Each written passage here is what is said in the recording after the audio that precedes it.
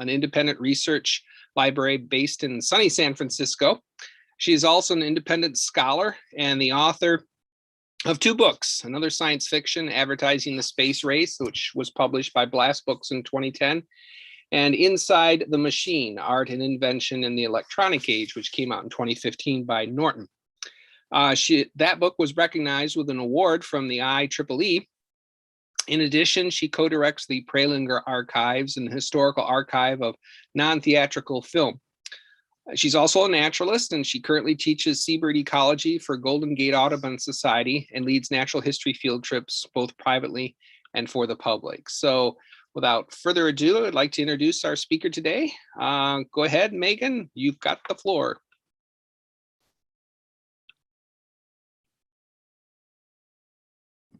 Thank you, Glenn. I have to remember to unmute myself. No problem. I'm delighted to be here, and thanks everyone for joining this presentation. I'm going to share my screen.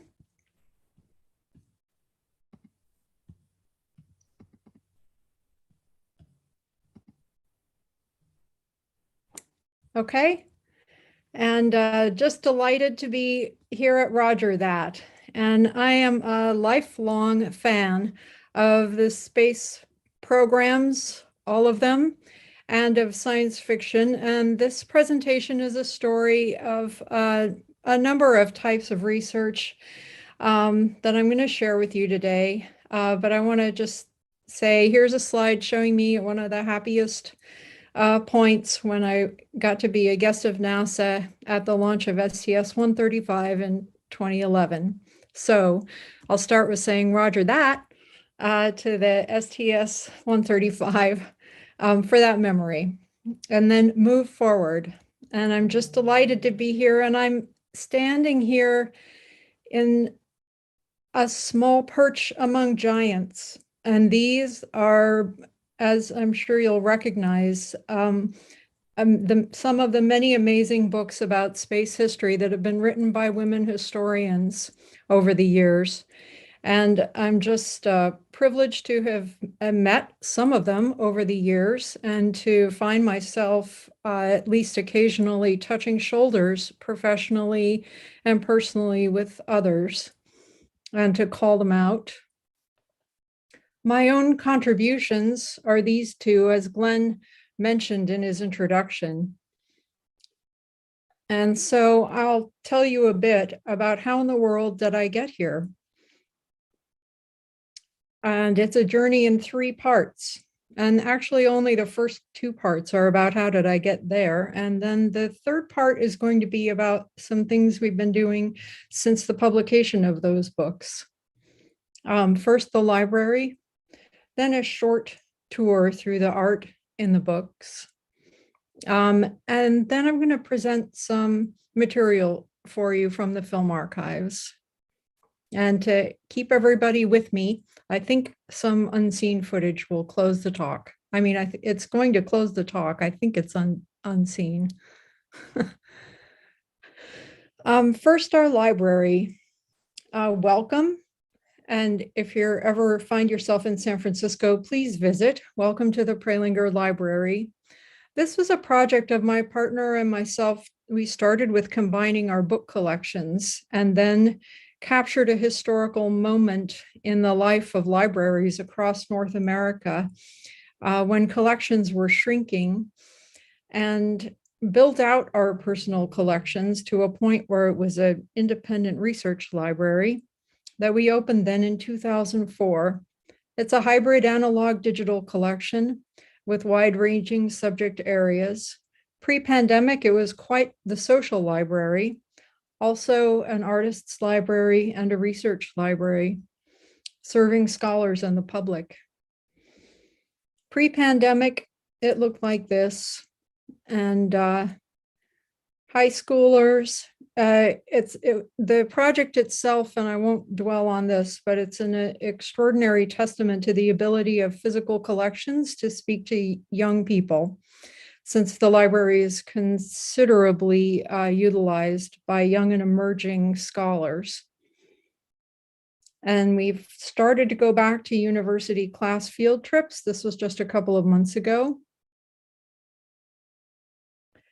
And I needed to introduce the library to frame my own journey from fan to contributor in the field of space history.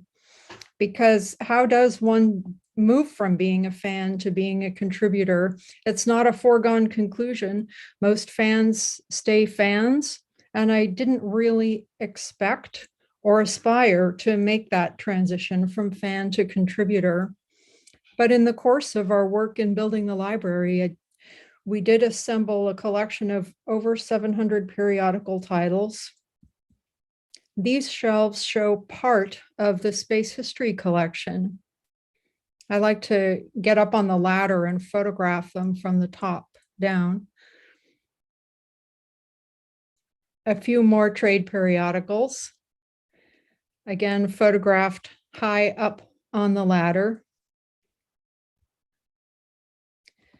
So this story of my transition from fan to contributor really starts in the mid-2000s. The library opened in 2004, but it wasn't until about 2006 that we added Aviation Week and Missiles and Rockets to our holdings of trade periodicals. And these are vintage 1950s, 1960s trade periodicals covering aviation and aerospace from a company, national policy points of view, multiple points of view. Other holdings of space-related periodicals include these titles. So I was reading these along for context. And I noticed, as I said, our holdings in the library were sourced from public and other institutional libraries that at the turn of the millennium were facing many challenges in how they used physical space and making turns towards digital holdings and modifying the use of physical space away from bulky collections and towards other purposes as libraries expanded the range of social services as well as digital resources that they offer to the public and to the researchers. But it really caught my attention that Missiles and Rockets was deaccessioned by Houston Public Library. And it occurred to me that Missiles and Rockets needed readership. And if the Houston space community wasn't going to be able to read it and it fell into my hands, that I had some kind of responsibility to give it as close a reading and as deep a reading as I really possibly could. Kind of a funny initiative, but that's how it started. I mean, I was a space fan. I was absolutely fascinated to read these and to read them as a kind of primary documentation. And in the course of the research, I thought, how many people have really looked at missiles and rockets in the last 50 years? And maybe there's something in there that could be discovered, maybe a story of landscape, of technology, of society that hasn't been fully explored. And I don't know what I'm going to find, so I'm just going to read it as closely as possible, and Aviation Week as well. And I love this image. It's never found its way into print, but it's like, that's me doing space history research. And not just me, but anybody and everybody who does space history research. There we are in our file cabinets on the moon. What I noticed was that there was quite a bit of tension on the pages of the magazines between the artwork created in the advertisements and the many real-world reference points that obviously offered a frame for looking at this artwork. For instance, science fiction. Here's this kind of similar nuclear rocket ship appearing on the cover of Fantasy and Science Fiction and Aviation Week within a month or two of each other. And as a lifelong reader of science fiction, I really noticed these science fiction motifs cropping up in the artwork. And I'm not an art historian, but I had to learn a lot. At the same time, there was also a story of the tension between real-world emerging technologies and the sort of critical on the ground stories of how the technologies unfolded and the way they were promoted versus the way they unfolded and the differences there. So starting in 2006, I built a FileMaker database to organize, scan, photograph, and organize the artwork and the advertising images in these magazines in order to form a framework for correlating the artwork itself with specific technological ideas and cultural motifs. And as I said, I'm not an art historian, but I learned a lot over the years of self-education. And this database allowed me to just track the various features, technological, social, and artistic, stylistic in every advertisement, a database that grew to over 1,300 records over about 10 years of active development. And the process of building the database had the outcome, as I thought it might, of shaping book chapters. The book chapters. So I'm going to show you a sequence of images from the first chapter of another science fiction, which show the images of the human body in space.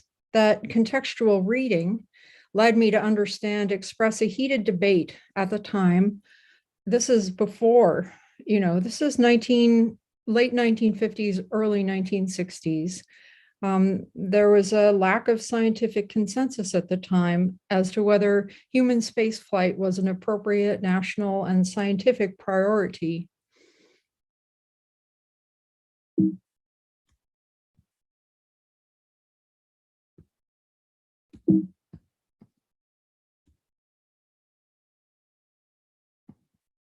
And I'll just click through some of these.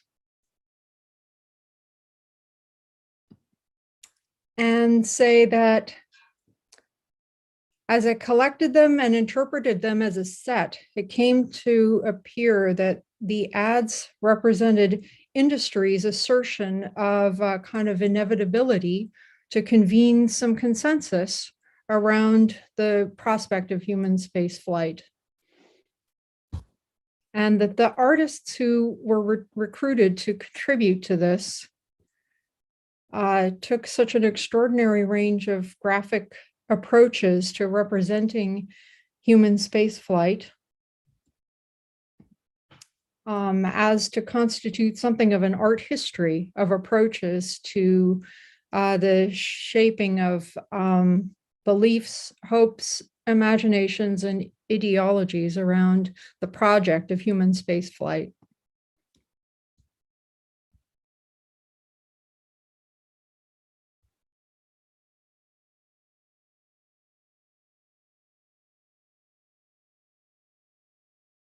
Okay, I'm just going to click through these. And since this is a conference on women in space, I'll mention here that I was pretty surprised when this became the cover of the book. This wasn't what we'd agreed upon between myself and the publisher, and I didn't know that this was what was going to be on the book cover until the book came out. And it really, this was a situation that sort of poked me to think of myself as something other than a neutral interpreter, a cultural interpreter, that I did have this perspective that actually this guy in a suit, it represents the Mad Men era, but it doesn't represent me and my research. And that was a real point of difference for me with the publisher. And it made me just conscious really of how unsophisticated my own understanding of my own perspective was as a woman historian. And I've tried to think it through a little more, but I'm presenting this here as just a real world story. And of course, I was looking for any unheard voices, any unrecognized artists. Any women? Well, Most of the artists who created work for industry in the mid-century remained anonymous. Very few of them had the latitude to have their names attached to their work on publication. They were mostly creating works for hire for industry. So these and most of the images are anonymous, but I'll share with you this amazing astronaut.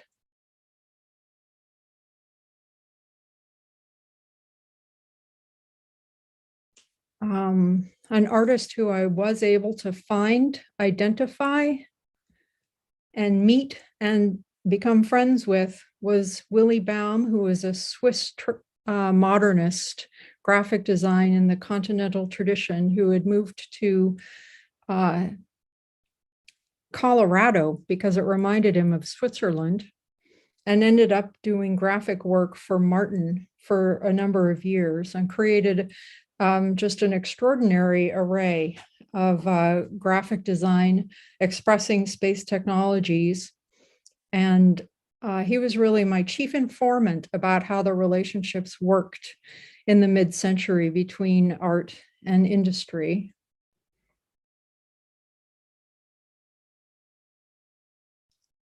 Next, I'll show you a sequence of images that show how spacecraft might appear. It was just so interesting, the story of the relationship between art and technology in this context, when, the designs for spacecraft were not finalized. And the question of how spacecraft were going to be streamlined, aerodynamic, and still carry tanks of liquid oxygen and hydrogen was a real question. This image shows a vertical takeoff, vertical landing craft. So the artists used the excuse that their clients were involved in rocket design development to visualize technological ideas that were beyond the scope even of what their clients were doing. For instance, here in VTVL, which wasn't then performed in real life, I think, till 2016.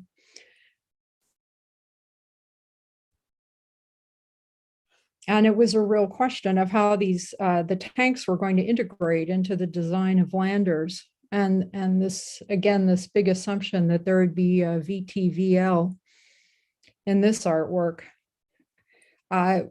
with some graphic framing elements kind of borrowed from Forbidden Planet. I mean, this guy to me looks like Robbie the robot. And from the same artist, the same craft in a bird's eye perspective with the rover.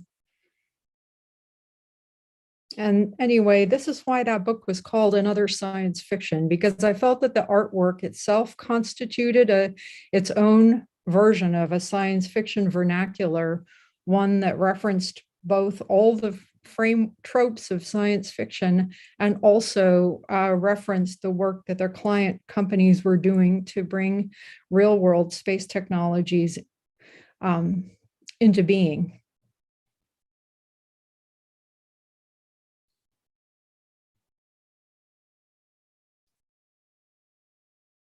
And just a few more. It's amazing the proliferation of graphic ideas of what the landing craft might look like. And then they came to a fairly abrupt conclusion when the design plans for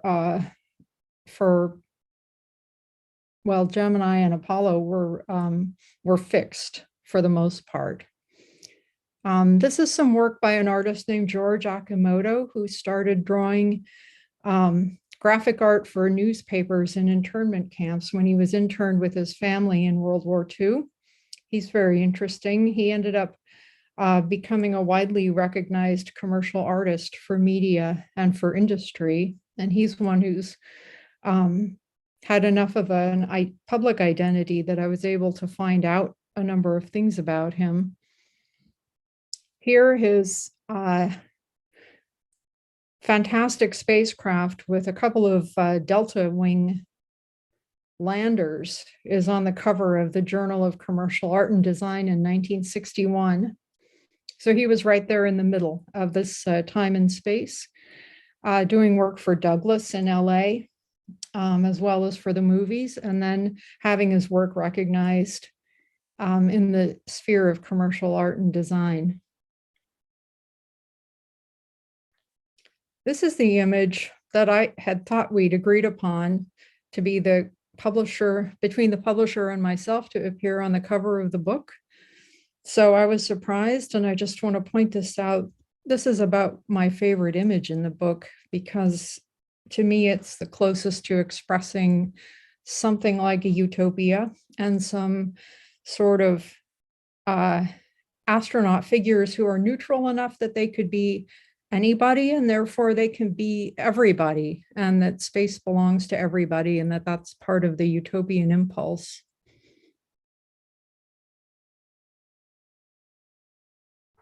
The publication of the book and other science fiction, for me as the author, represented one waypoint in a research process that continued on to unfold for several years. Whoops. I was captivated by artistic renditions of the atom as a planet and the planet as an atom or as an electron. And that's what kept the research going. Even and the topic of electronics was too big for the time frame of all the other artwork in another science fiction. So it was set aside and developed into its own project. And the second book really recounts how artists navigated the enormous shifts in scale. Philosophical questions rendered in artistic terms of the expansion of horizons in two directions simultaneously between planetary space and the microscopic space of electrons. And this is a Willy. Herbert Bayer for General Electric. This idea of the atom and the planet and the tube and the new geography of radio, as well as the new geography of planetary science, kept me going to produce the second book.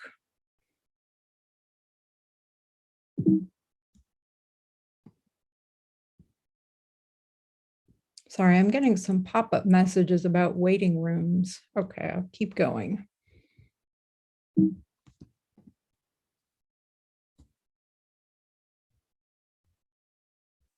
This image, it actually promotes IBM's software for virtual launch testing. And I just love this one. Circling the moon without leaving the Earth. And I finally found an identifiable woman artist. This is Jacqueline Casey, who was a staff artist at Lincoln Laboratories at MIT until 1987. And this is a collage that she created from scientific and technical papers that reference space history as well, space technology research, as well as computer research and microelectronics research, and references the Swiss modernist graphic tradition that's related to the kind of work that Willy created. But this is this text collage that's a collage of 9 research papers, which I tracked down and read them all. And that story is kind of at the heart of the second book. And that's all for now on the 2 books.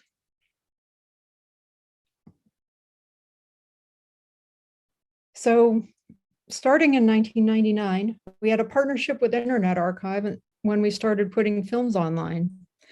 And when we established the library, that partnership expanded to put print materials online. And I'm just going to wind this up by saying that when I finished those books, they had not been scanning trade periodicals, but they offered to scan missiles and rockets and make it freely available. It's public domain, as is Aviation Week.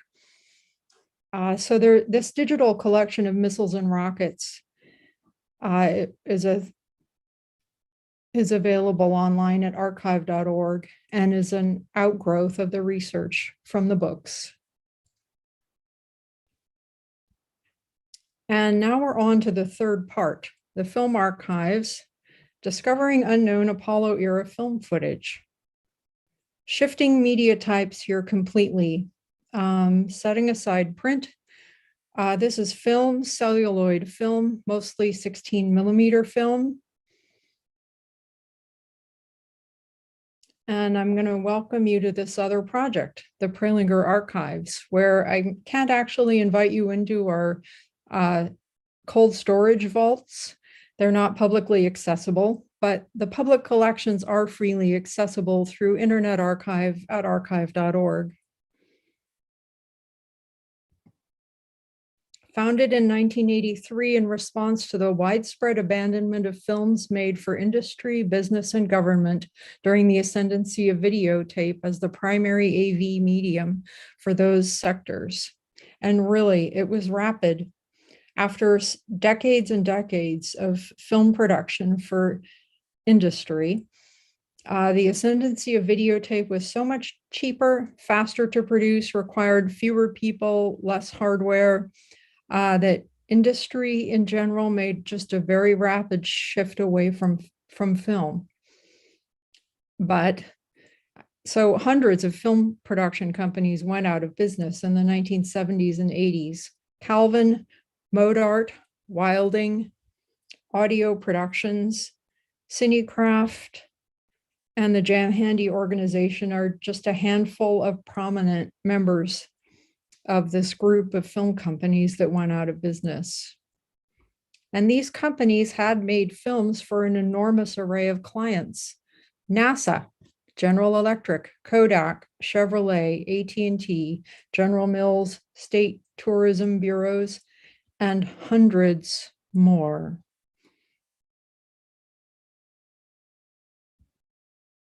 Throughout the 1980s and 1990s, the archives assumed responsibility for the orphan cinematic output of American business, industry, and government, believing, as we will see can be supported, that film is in many ways can be more durable than videotape or other AV media. It was established by my partner, Rick, and I joined in 1999 and became co-principal. So I'm going into my 23rd year with it. The major holdings up to 2002 were acquired by Library of Congress, but Library of Congress's focus was on completed films, what's projected for audiences, and many of their auxiliary elements.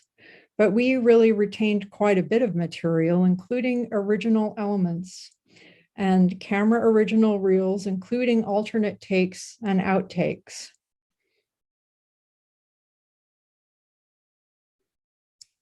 The rest of this presentation is going to focus on two relationships: the relationship between Calvin Productions and NASA, and the relationship between completed films and original elements, the camera original reels, including alternate takes and outtakes. That's where I'm headed.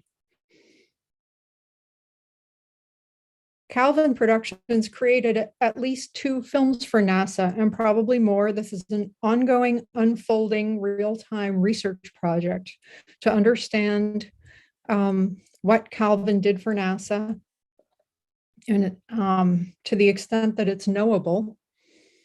But the 2 films we do know of were both made for MSFC. This is a scan of a Calvin can. Postmark Moon, which Glenn and I have talked about already, and the $1 Million Eraser. And this talk's going to focus now on $1 Million Eraser because it really came to light fairly recently. And because it's unfolding in real time, this research process. Outtakes for this film just emerged. So completed films, and I'm going to show it to you, hold your horses, uh, such as $1 Million Eraser, were made to be shown to NASA staff and contractors to educate, to reward, and to motivate their work on Apollo program hardware. Copies of the films were distributed to NASA centers and also put on record at the National Archives. Original elements, however, including camera original reels, including alternate takes and outtakes, were retained by Calvin and therefore came to our hands in 1984 and held in long-term storage. We're talking long-term storage, Prelinger archives, going into 29 years of holding these film elements that reference the cinematic output of American industry. In 2011, film scanning started to become possible. The first scanners came on the market, were being tried by different organizations, and we sort of watched and waited for the right opportunity and for the machines to get better. Then in 2017, Internet Archive acquired a 4K film scanning setup, which is state of the art, and offered access to it to us, Prelinger Archives, as a form of in-kind support. And we started scanning film. In the pandemic, then, this became sort of a pandemic dividend. We had more time to scan film than ever before. So a lot more material has come to light in the last 2 years than in any other years prior. We started scanning alternate takes and outtakes from $1 Million Eraser in January, a film that had not been known to us before the box of elements surfaced. And I'm going to particularly thank the Film Archives of Ron Merck, which, when we put out a query to the archives listservs, does anybody have a copy of this film? We don't have a copy of the finished film. Ron Merck sent over a scan of the faded print I'm going to show you for the purpose of this presentation. I'm going to stop my share and share a new screen and show you this film, and I'm just going to fast forward through it, okay? Because the time, I'll be right back.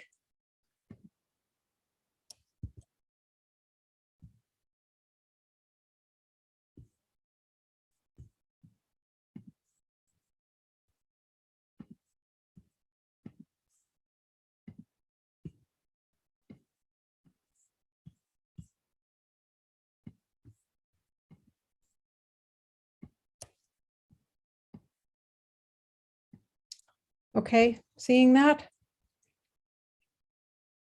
This is a really pretty ordinary mid-1960s educational film. And it's about worker safety, perfection, and productivity working on the Saturn rocket. And the $1 Million Eraser is like what it would take to reverse any serious errors in the program.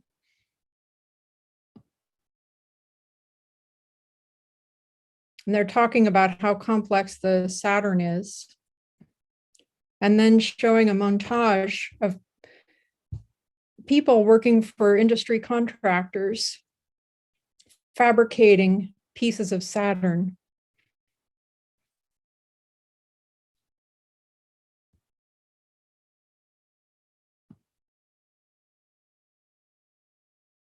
And talking about how complex it is and how important the work is.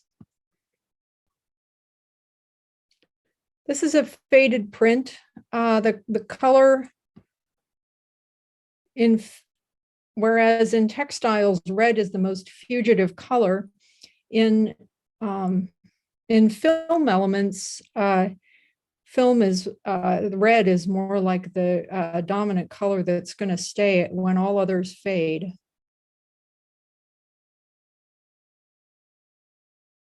Okay, and we're going to work on making this available.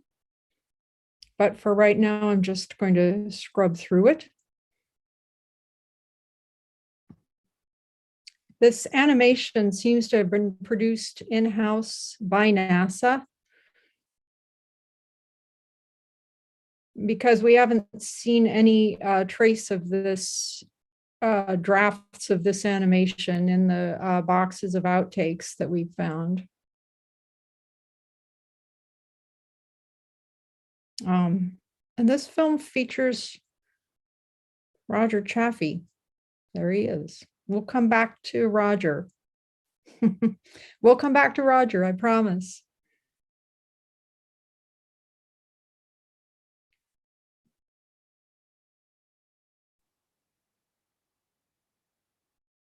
Okay. Understand that the format of this talk doesn't support me showing the entire 14-minute movie to you. And if you did, you'd, sorry, probably fall asleep anyway. There we are. I'm going to go back to my slideshow.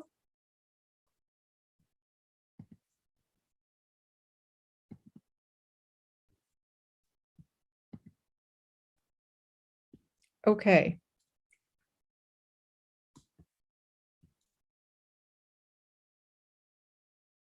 The following, so we started scanning outtakes and alternate takes.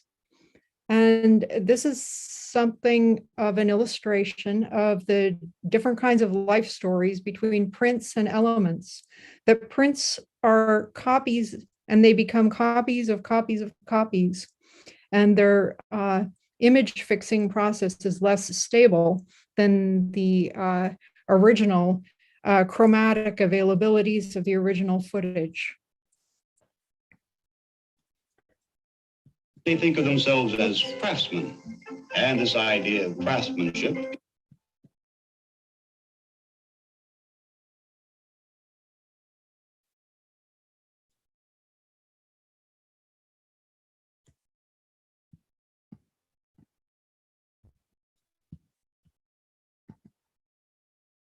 it has only one engine, a J2, made by Rocketdyne, but it's a real performer. So if you see in the matching alternate take, it tells you, you can see a lot more about the people who were working on the projects. The range of people who were working on the projects.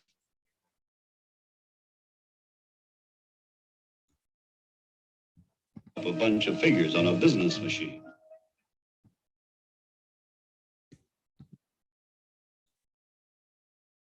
Now the outtakes are silent because the audio elements do decay, and they decay faster than the picture. So the only clue we're going to have as to what was said is the public printed script that we have and the audio that's preserved with the print. The rest of this is completely silent. Now I'm going to show you outtakes. These are scenes that were filmed for the film, but not included in the film. And here's a worker welding seals on the exterior of Saturn.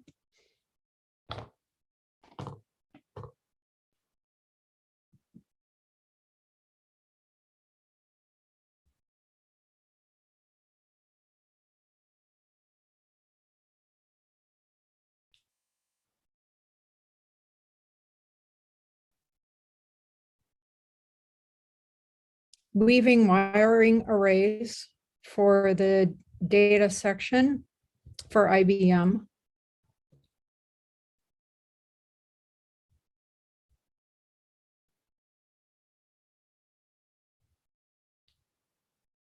Coming back around to the women in space theme.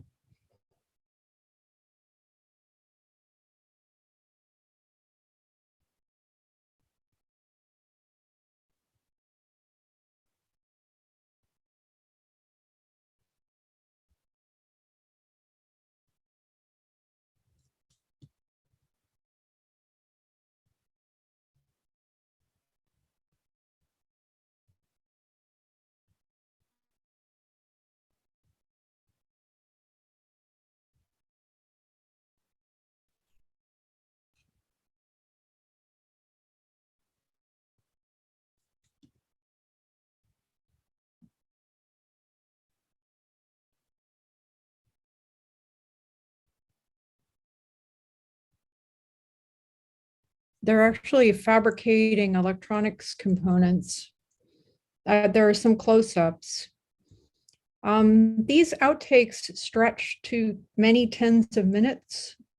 I probably may have said that, almost an hour. And here are some workers leaving a factory at Rocketdyne.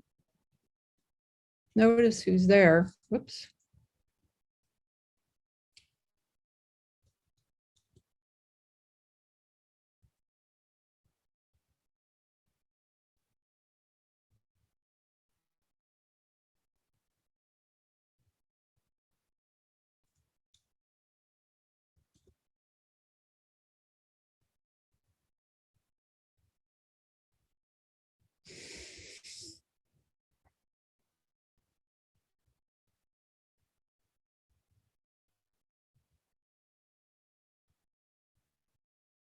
I'm not exactly sure what they are doing, but if they weren't working on Saturn, they wouldn't have been captured by Calvin for this film on Saturn. In closing, I've got 9 seconds here showing Don Isley and Roger Chaffee on a desert survival mission, converting a parachute to a sun shield. This little clip starts as faded red. The chromatic shift that you see 1 or 2 seconds in is my own work on the fly to correct the color while scanning the clip.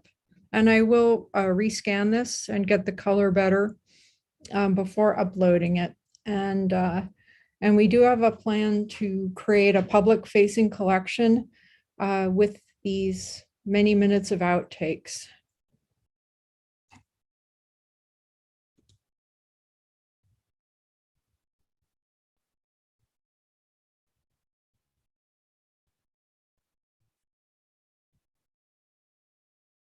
Okay, it's just 9 seconds. In conclusion, so much historical evidence remains to be found in archives. Materials that were left on the cutting room floor were yesterday's throwaways, but can be today's treasures.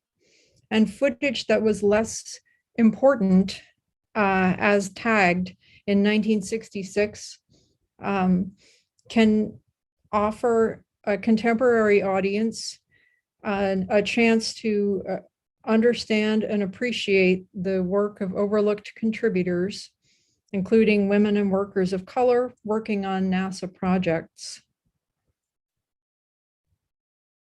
And it's my hope that the scanning and making public of these outtakes, both of Postmark Moon and $1 Million Eraser, can lead to future works of history and historiography that are still in front of us to be completed.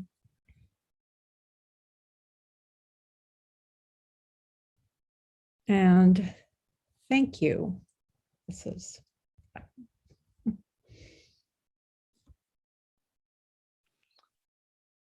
special thanks. Yeah. Oh, I'm sorry. Okay. No, that's okay. I was just going to read my thank yous out loud to you, Glenn, for inviting me, and to Rick, of course, and Ron Merck, who just served up that print of $1 Million Eraser when we asked for it. The Internet Archive that supports all the digital collections and the film scanning, subsidizes the film scanning. Blast Books that published the book, and the Calvin Productions filmmakers. Well, this is fantastic. I'm glad that the folks couldn't see my keyboard, because I was just drooling and on the edge of my seat watching this last portion here of the film footage. That's amazing. I knew you were going to update some of your talk to kind of customize it to our theme here, but this is amazing. That's kind of you. I'm really delighted that you added that. That was just candy. For I know some of the space geeks that are out there. I'm watching some of the names crop up that are attending this session, and I'm sure that they can agree as well. This is some amazing research and finds that you're doing. with the archive there. That we are waiting with bated breath for you to post both Postmark Moon and then $1 Million Eraser when you get the restoration through, because as you mentioned, I've seen a lot of the Postmark Moon footage, and that's also a lot of the construction of the Saturn. And the Saturn 1B is of particular interest because of the Michigan connections, with Chrysler Corporation being the prime contractor for the Saturn. So a lot of that Saturn 1 footage, of Saturn 1 and 1B footage, will be relevant to our state history as well. So yeah, that's some fantastic stuff. I will hog the questions if folks don't post. So I'm going to throw that thread out to people out there, because I do have some questions that I'd like to ask. This has been a remarkable presentation. One of the things I do want to promote is another science fiction, which is one of the books that How I Met Megan, that and Through Orphans in Space, which we featured last year on Roger That, and the collaboration that we did with that through that restoration effort. And if you want more information on Orphans in Space, you can look at our talks that were posted online from last year. But Another Science Fiction is an amazing book. The artwork that she showed, the still artwork that Megan showed there, is just phenomenal. The range of talent and imagination that is portrayed in some of those images is something. And I thought, Megan, one of the questions I'd throw out is, I know during the 1950s and early 60s, before a lot of the designs from Apollo became firm, the contracts were laid out and set, there was a lot of imagination and visualization of, how are we going to travel to the moon and beyond?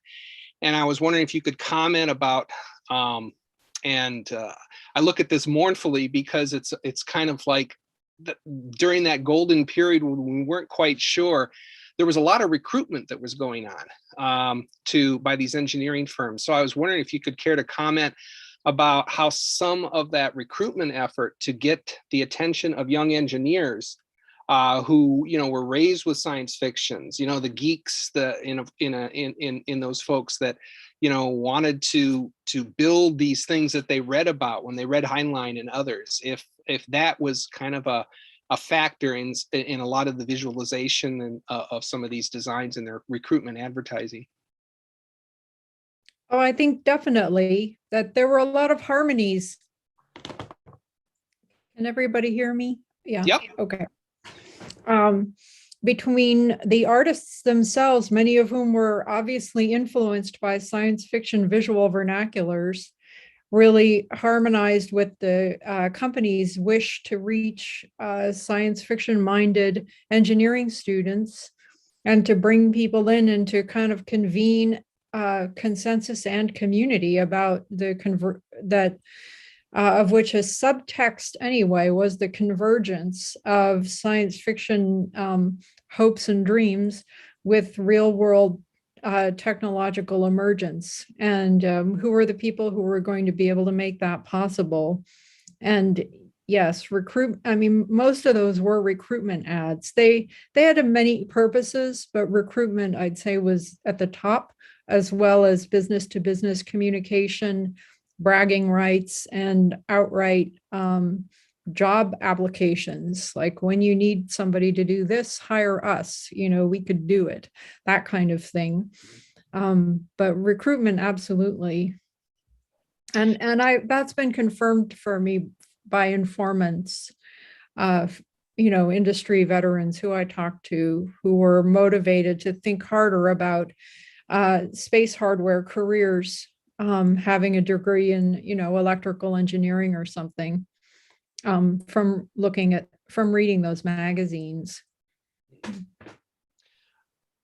I know, I've spoken before, I've talked with you on the phone, interviewed you, and of course I've read your books, but one of the things that I was wondering if you could comment to the others, and I may have asked this before, is about this, where a lot of the trade publications, Missiles and Rockets, Aviation Week, and Space Technology, and so forth, when they were sent to the binders, I believe you made the observation that a lot of the advertising was removed from these Yeah. periodicals for a space-saving measure, which I never knew. I always thought that a bound periodical, that would be, like sacrilege. You don't want to do that, to destroy that record, because the advertising is just as important as the narrative, the text portion, the news that they were reporting, because it tells so much about what was happening at that time in the corporate sense. So I was wondering if you could comment on that. Was that something that was routinely done, and is that that's an issue in trying to preserve a lot of this material? Well, it was definitely done sometimes. I didn't pull that into this presentation, partly because I didn't have a good graphic to show to make that point. But yes, it just expresses the kind of world of small tension points between people who are managing library collections and people who are looking at evidence from a wider range of perspectives, maybe in the future, than the present can always anticipate. And I'd say it was not always. I mean, some of the magazines at Smithsonian Air and Space Archives were bound without the advertisements, and even there was kind of I'd say a blindness to the multiple modes of engagement that really emerged over time. And I've talked to, I won't name any names, but senior space historians who said that it never occurred to them to look at the ads, that the aboutness of what those magazines were about were the corporate and were the stories of the hardware proving itself as reported by journalists. And the kind of ads were set aside in their minds. And it just goes to show how, our social perspective on history changes all the time. Yeah, when you showed those images, I could just see a volume or volumes just dedicated to that artwork for inspiration, not only for Imagineers, for artists in film and media today, because there's so many different styles and modes that are reflected in those fantastical images. And it's just a shame. I know I have a bound set of missiles and rockets in my personal library here, and I will, if I want to lose myself and shoot 3 or 4 hours, I'll just grab a random volume, usually from the 1950s, and start going through that. And you'll see the context of what was important during that time. Were they talking about ion propulsion or whatever?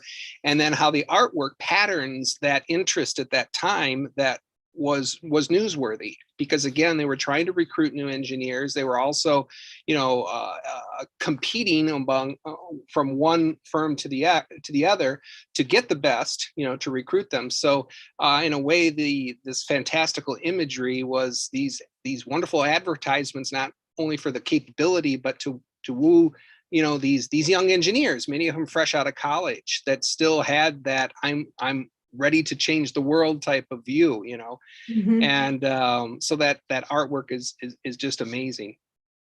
I keep going on here. Is there any other questions that people have posted? One question I had for you is that FileMaker database that you started talking about. I would love to get a copy of that. Is that something that you made unique for the research on your book, or is that accessible either in-house at your archive or on the internet? Well, Glenn, I'm happy to send you a copy of it. It's really, though, for me, a personal document. It's got my own process notes in the fields about. It's how I tracked and captured and systematized this body of knowledge that I didn't start out having a pre-made framework for understanding. And I don't mind sharing it, but it wasn't made as a public document, no. Yeah. It just, I know the small sections that you have there looked very thorough, and I'm sure it's just a small portion of what made it to your book from Yeah. your research. So, But it might also contain my own errors because it's a process document in Yeah. my own learning process. yeah. Yeah, I see jump hands in. up. Right. I have a question that's been in the chat for a while, and then Teresa Okay. put her hand up too. Okay, I'm sorry. Go ahead. Thanks, Dina. I guess I can read it or just explain it. So you've described yourself as a historian and a librarian, but what I'm seeing with you taking literally artifacts from the past, restoring them, interpreting them, you seem more like an archaeologist to me. And I wondered if you'd ever considered that title. Hi, Mom. My mom is on this call. My mom was an archaeologist. Oh, And I certainly am not going to claim that, although there is a term called media archaeology that does reference the excavation of layers of history that are maybe visible to us, or maybe we have tools to look at them that weren't available in the past. And so we're able, from our contemporary perspective, to have a certain kind of historical gaze that's very multi-layered, that's different from the gaze of historians of the past, and that's due to changes in media, technology, and society. And to that extent, it connects in a way to the frames around archaeology. And while I'm saying hi to people who I can see in the grid, I just want to say hi to Dwayne, who was a fact checker on another science fiction. Okay, and then I'll take another question. Yeah. I see. Hi. Yep. Did Go my ahead. turn? Oh, hi. Thank you for Hi. your wonderful presentation. I was wondering, you showed some of the images that seem to be science fiction about the space program of the era that was also very strong in terms of space research in the Soviet Union. And so I was wondering if there's any connection in terms of the artist's portrayal of the spacecraft and all that, anything compared to what they were doing in the Soviet Union, or you didn't look into that particular? Oh, absolutely. And I'm really just not qualified, but the artwork of the Soviet Union and other countries in the Eastern Bloc is overwhelming and absolutely overwhelming. And I just didn't have the kind of access to it or knowledge to approach it interpretively or positionality to claim that I was in a position to interpret it and present it to audiences. But the Soviet space and Soviet science fiction, it's even further out of this world than anything else. Absolutely. I have a little collection of Polish space stamps. Wow. All right. Yeah, but again, it's just a matter of how much positionality can I claim, really, and get away with it. And I didn't have that with reference to the Soviet Soviet era material, but it's phenomenal and deserve. I hope someone writes an English language book about it that really excavates it and shows it. Yeah. Thank you. Thank you. Okay, well, it looks like our time, unfortunately, is up. We're at almost 4 o'clock. I want to thank you so much, Megan, for joining us to this most engaging discussion this afternoon. I have to say favorite so far. This was amazing. I really enjoyed the talk, and I'm so thankful that you were able to participate and share with us the amazing work that you and the other folks are doing with the Prelinger archive. And I want to thank all the participants also who joined us today.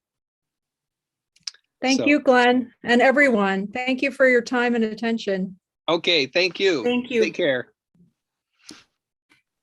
I'm just going to jump in for a second and let everybody know things continue in person at 4:30 at the Pew campus of Grand Valley State University, starting with a workshop on solar panels and spacecraft, which is an in-person hands-on activity. I know some of you are far away and are not going to make it, but if you're close enough, go for it.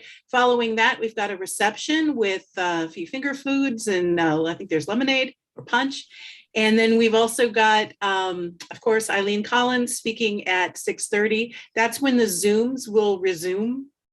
And then at 8 o'clock, we have a showing of Woman in Motion about Nichelle Nichols from Star Trek and her incredible work recruiting for NASA.